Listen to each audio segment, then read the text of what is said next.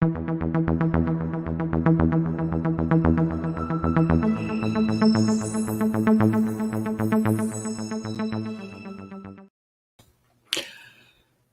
everybody, Will Brink here, BrinkZone.com. Hopefully you all can hear me today. So discussion I wanted to have was on one of the more popular articles that I have had out called the Creatine Graveyard. And that's been out over 10 years. And like I say, it's been probably one of the most popular articles I've had because it's sort of a work in progress, I guess would be the word. So actually, you know what? While I'm talking to you, hold on. Don't be mad at me, but I actually am going to make sure all of my electronic. Last time I did this, and I got online, and it was like people couldn't hear me. So hopefully everybody hears me. Okay, I get my mic. Everything's good.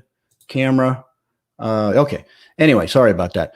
You're going to have to bear with me because as if you've been watching some of these videos I've been putting out, this live streaming, I am getting used to some new technology, and as I go along, I am adding in that little video that came on in the beginning, and a little ticker thing on the bottom, and all that. So I'm getting used to this. Next phase, I'm going to try get a green screen going, so my messy office isn't always what's in here. So back to the topic at hand, the Creatine Graveyard. So short story, so that I don't have to go through this again. But let's go with the history. So back in the day in the early 90s, I had posted an article in Muscle Mag International with a bunch of tests that compared various creatine monohydrates. And at that time, everybody thought creatine was creatine. So basically all those tests that I published showed that was clearly not the case. And the German creatine was consistently purer and higher quality than anything else. And I'm not going to go into a long discussion on that because I did it in a prior video. So if you want to get the whole history of how that came to be, but be that as it may, I sort of then became sort of known as the I guess the creatine clearinghouse guy for quality creatines, and actually got a hold of some other tests, did another article which was online. So that's sort of that's the background. So fast forward to as time went on, creatine was very popular, and of course it became a commodity and was very inexpensive, and there was really no profit margin in creatine. And that, to be honest, that is the ultimate motivator of why companies are always trying to come out with competing types of creatine, because creatine monohydrate just really doesn't have any real profit margin in it. And that's why you can get a tub of it for whatever.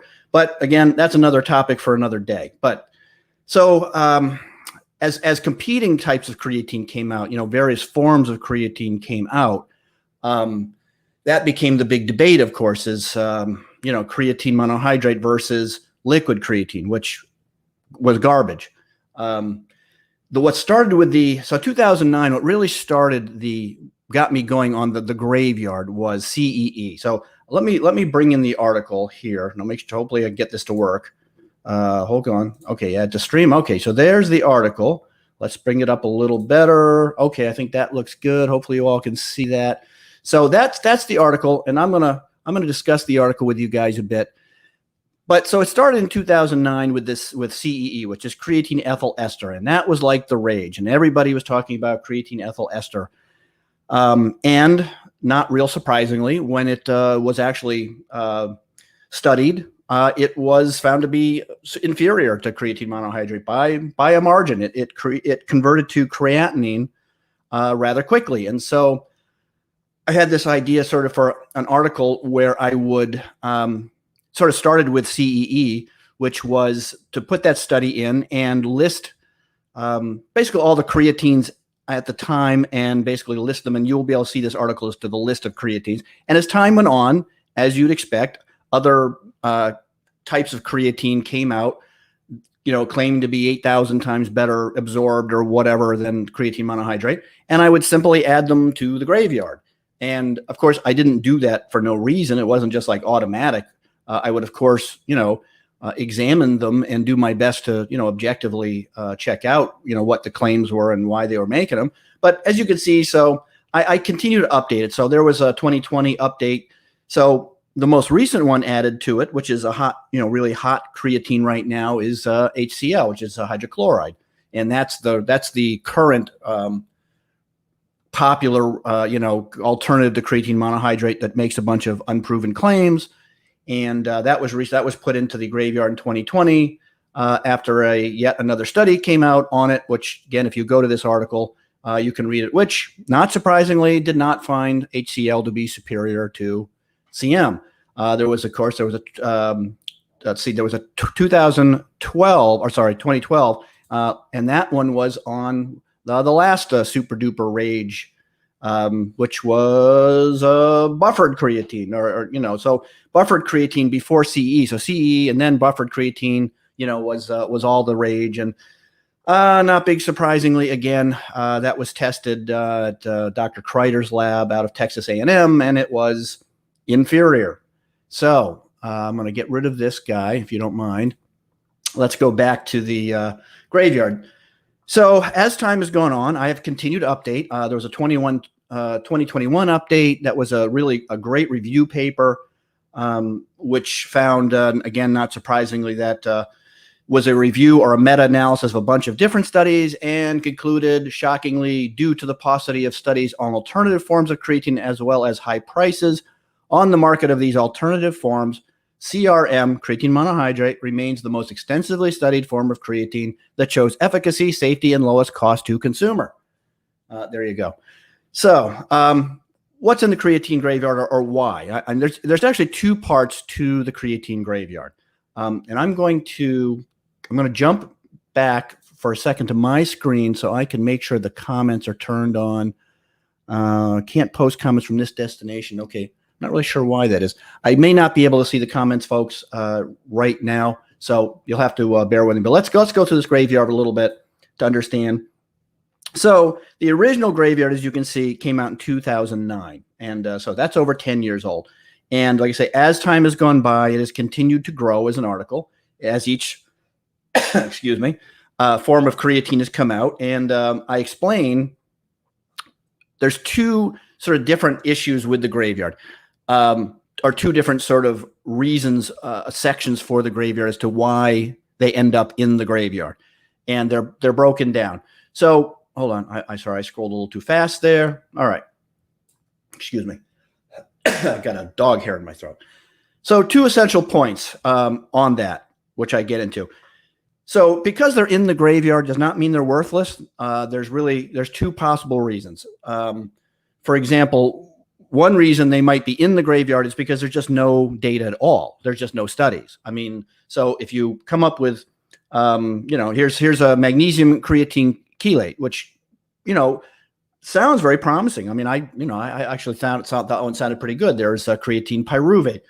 So, but there just isn't any data. There's no comparative data. So if you're going to come out with a type of creatine and make claims that it's better, superior, be it absorption, retention, strength, whatever, and you have no data, then it's going to go into the graveyard because there's nothing there.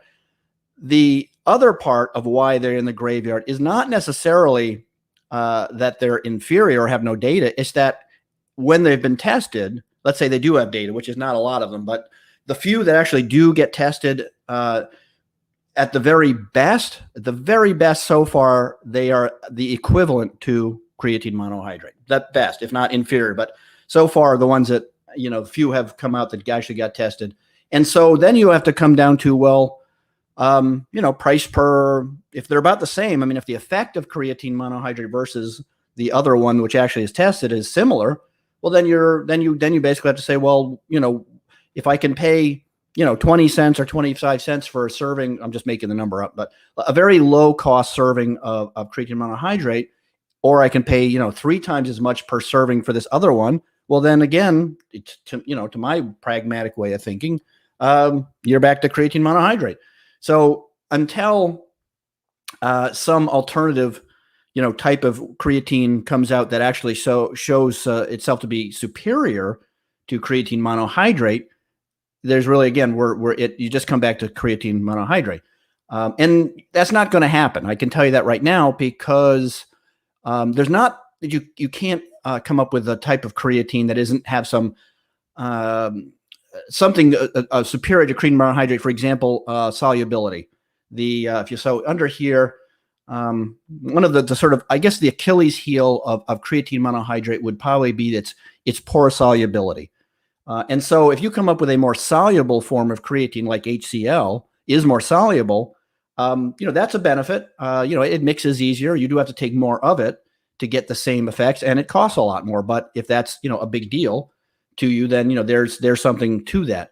But as far as any study that's ever going to find that another form of creatine is superior in those endpoints, like, strength, performance, it's not going to happen. And the reason for that is that, creatine monohydrate achieves 100% tissue saturation, and that's it. You've got as far as you're going to get in that aspect.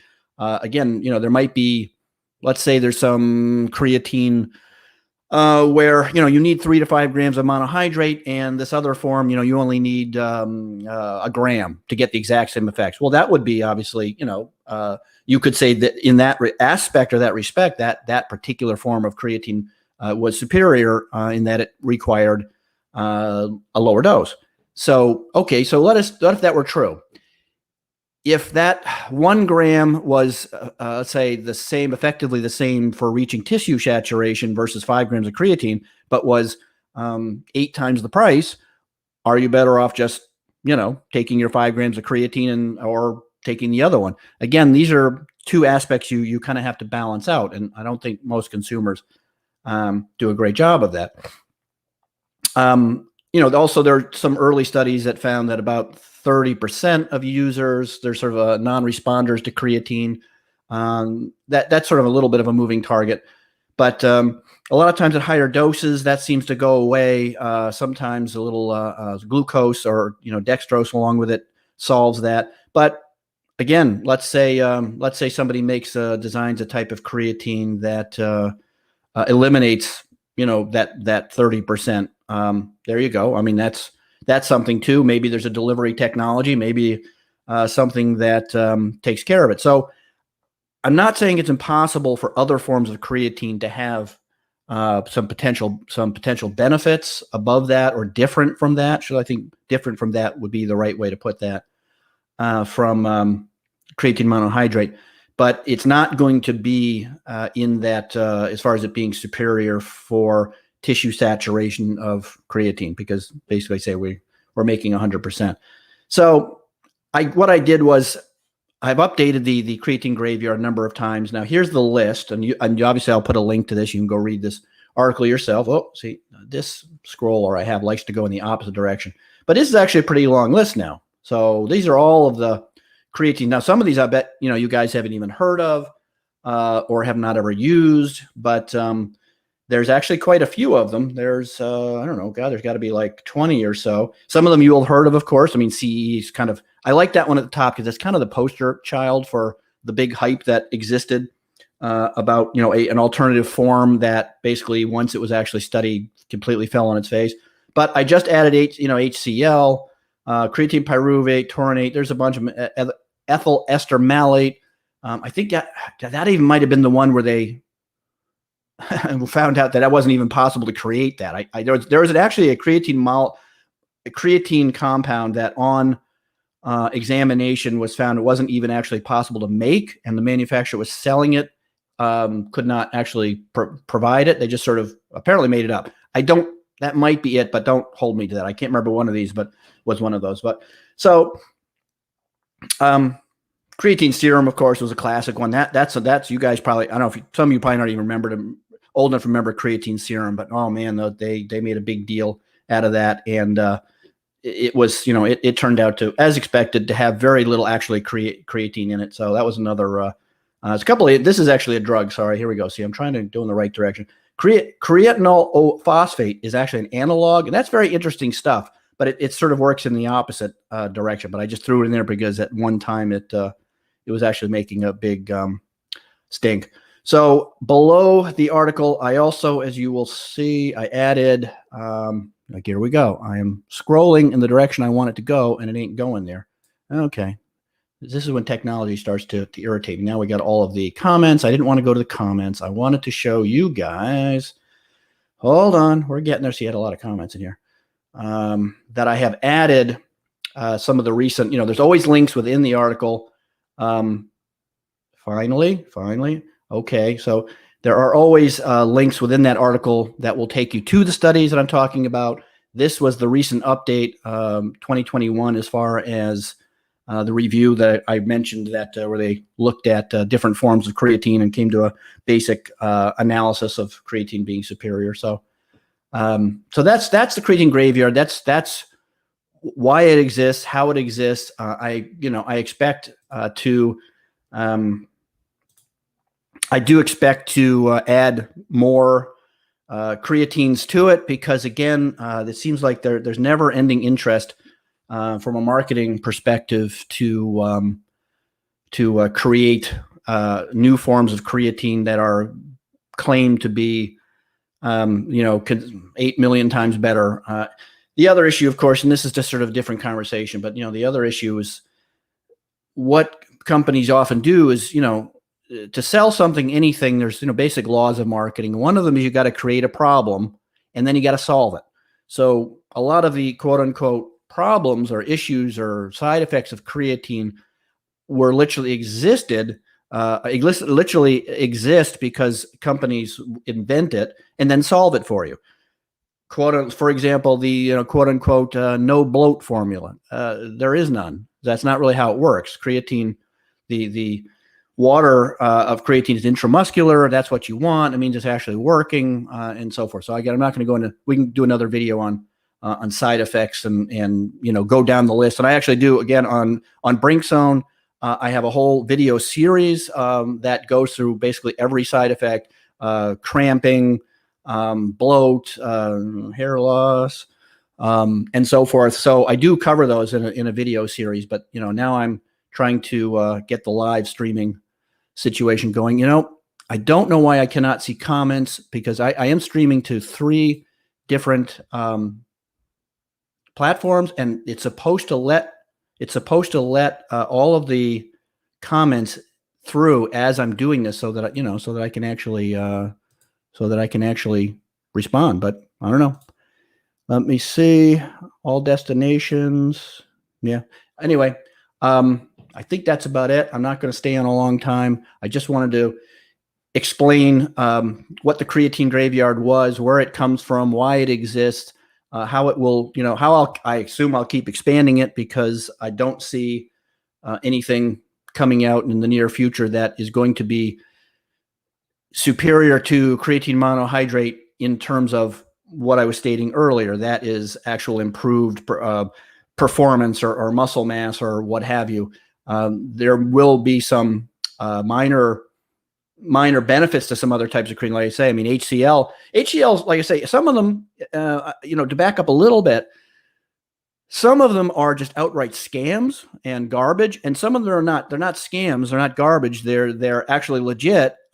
Like HCl is not a scam. I think HCl actually looks like a pretty interesting form of creatine. But as I said, it's basically the equivalent as far as the effect. It's considerably more expensive, and but its only major benefit is it's just more soluble, apparently. So that, to me, again, do I want to spend that much more on my dose of creatine for HCl? So if you read the Graveyard with a little bit of critical thinking, you'll see that again, I'm not just there's 2 different categories of why things appear in the Graveyard.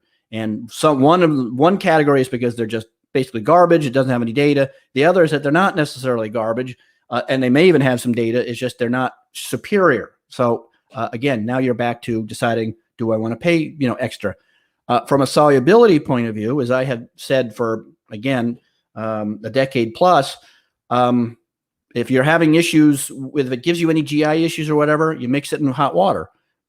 Even better, you mix it in My Alpha Joe. There you go. My Alpha Joe coffee booster, which takes care of the solubility. It mixes up very well in the coffee along with the other ingredients. It tastes good. It's good for you.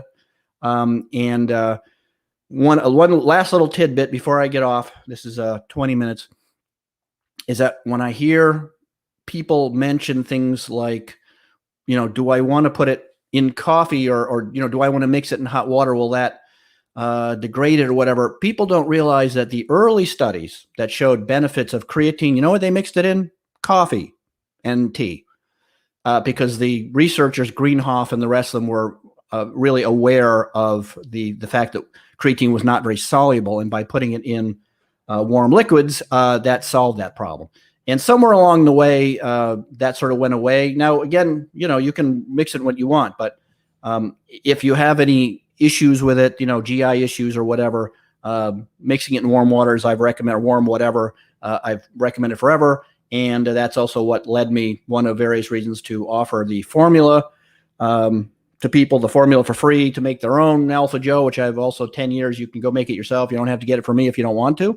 You can absolutely look at the recipe and make it yourself. If you want to get it in one can and probably do it cheaper than you could get those 3 ingredients, then you do it that way. So, all right.